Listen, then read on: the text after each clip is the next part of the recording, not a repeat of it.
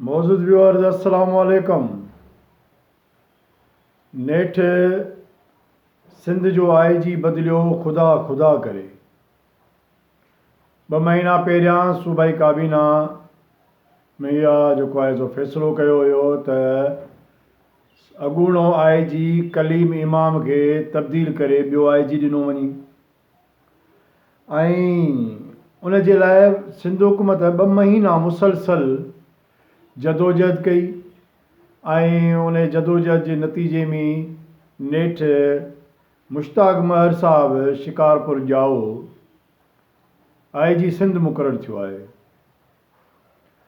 IG Sindh खे मुक़ररु कराइण जे लाइ पीपल्स पार्टी न चोटीअ जा ज़ोर लॻाया, दुआऊं धागा फीणा मिंथूं मेड़ियूं खॿे सॼे हिनखे हुननि खे सभिनी खे इहे न्यापा चवराया विया, मिंथूं कयूं त भाई IG तब्दील करे ॾियो, सिंध जो अमन तबाह थी वेंदो ऐं पोइ तबाह थी बि वियो। सहाफ़ी क़तल थिया ऐं जेको आहे सो MPA क़तल थी, उन खां पोइ हज़ारे सवें जेको आहे सो स्ट्रीट क्राइम, ॿियूं चोरूं फुरियूं ऐं IG जे तब्दीली जे लाइ पीपल्स पार्टी जा अॻवान भोतार पुलिस ऑफिसर ख़ुदि धाड़ेल सभु परेशान हुआ त IG वञे ऐं पोइ नेठ IG तब्दील थी वियो। मूं वटि जेके ख़बरूं आहिनि जेके आउं तव्हां सां वंड थो कयां पियो उहे इहे आहिनि त मुश्ताक महर साहब जे अचण साण ऐं कलीम इमाम जे वञण साण पीपल्स पार्टीअ समेत पुलिस ऑफिसर ऐं धाड़ेल बि ख़ुशि थिया आहिनि। इहा हिकिड़ी तमामु वॾी अजीब ॻाल्हि आहे, छाकाणि त मक़ामी पुलिस ऑफिसरनि जे ई ताउन सां इलाइक़े में ॾोह थींदा आहिनि, इहा सभिनी खे ख़बर आहे। जेसिताईं कुती चोरनि सां मिलियल न हूंदी आहे त ॾोह न थी सघंदो आहे। पर इहो IG कीअं तब्दील थियो जॾहिं त GDA खे वॾा तहफ़ुज़ात आहिनि, छाकाणि त GDA ख़ुसूसन ज़ुल्फ़कार मिर्ज़ा साहब जो जेको ख़ानदान आहे उहो पीपल्स पार्टी जो इंतकामी उन में टारगेट में आहे। असां सभिनी खे ख़बर आहे, सिंध जे माण्हुनि खे इहा त इहो IG कीअं तब्दील थियो। मूंखे कुझु ज़रियनि वटां ख़बर पई आहे त IG जी जेका तब्दीली आहे उन में पीर साहब पागारे जो राज़ पोइ शामिलु आहे। यकीनन सिंध में पीर साहब पागारो हिकिड़ो वॾो स्टेक होल्डर आहे, उहो वॾी ताक़त रखे थो। हुर जमायत जो रूहानी पेशवा हुजण सां गॾोगॾु पीर साहब पागारा GDA जा अॻवान बि आहिनि, उनजी क़यादत उन वटि आहे। उन करे सिंध जा जेके NTPP फोर्सिस आहिनि उहे GDA में आहिनि या पीर साहब पागारे सां आहिनि, त यकीनन पीर साहब पागारे जी मर्ज़ीअ खां सवाइ त IG तब्दील नथो थी सघे। जॾहिं त इन में गवर्नर जी मुशावरत शामिलु आहे, जॾहिं गवर्नर जी मुशावरत शामिलु आहे त पोइ यकीनन उन में पीर साहब पागारे जी जो जेको राज़पो आहे उहो बि शामिलु आहे। पर GDA जा जेके अहम ज़रिया आहिनि, जेका मरकज़ी क़यादत आहे पीर साहब पागारे खां पोइ GDA जी, उहा इन जी तरदीद करे रही आहे ऑफ द रिकॉर्ड किन दोस्तनि सां।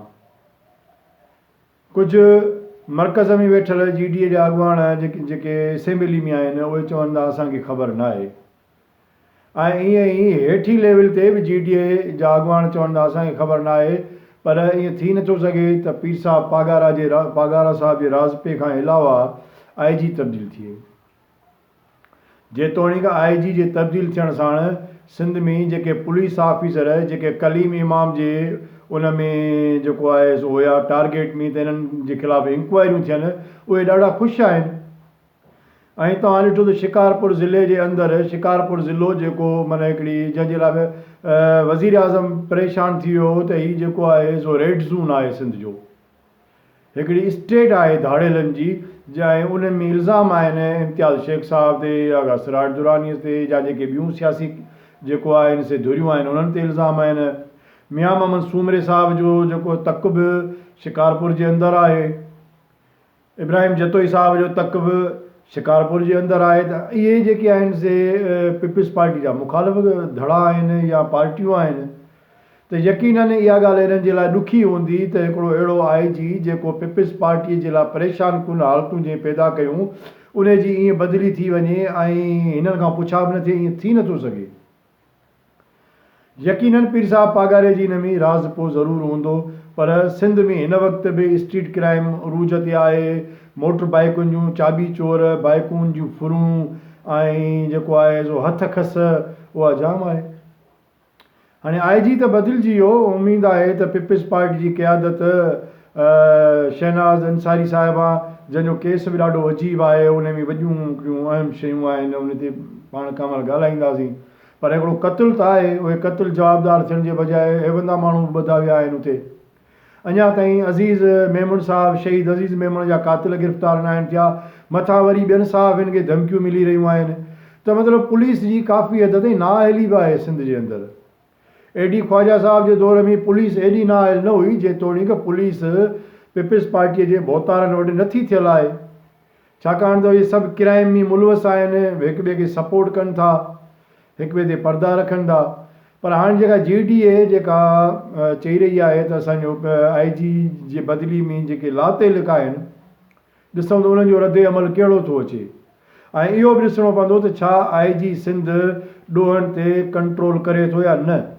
इहो बि ॾिसणो पवंदो त छा जीअं IG कलीम इमाम जिन पुलिस ऑफिसरनि ते जेको आहे उन्हनि जी चार्जशीट ॾिनी, छा मौजूदा IG उन्हनि पुलिस ऑफिसरनि जे मुतलक़ छा कंदो, या छा सिंध जे अंदरि पीपल्स पार्टी हिन IG मां ख़ुशि घणो वक़्तु रही सघंदी या न।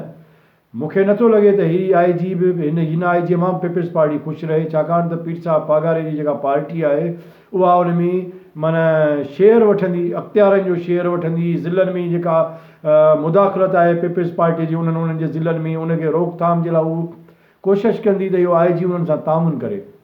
इहो वक़्तु ॿुधाईंदो, पाण खे इंतज़ारु रहंदो त हीअ IG JDA Peoples Party PTI ऐं ॿियनि स्टेक होल्डर्सनि जे लाइ केतिरो क़ाबिल क़बूल आहे ऐं केतिरो क़ाबिल क़बूल न आहे।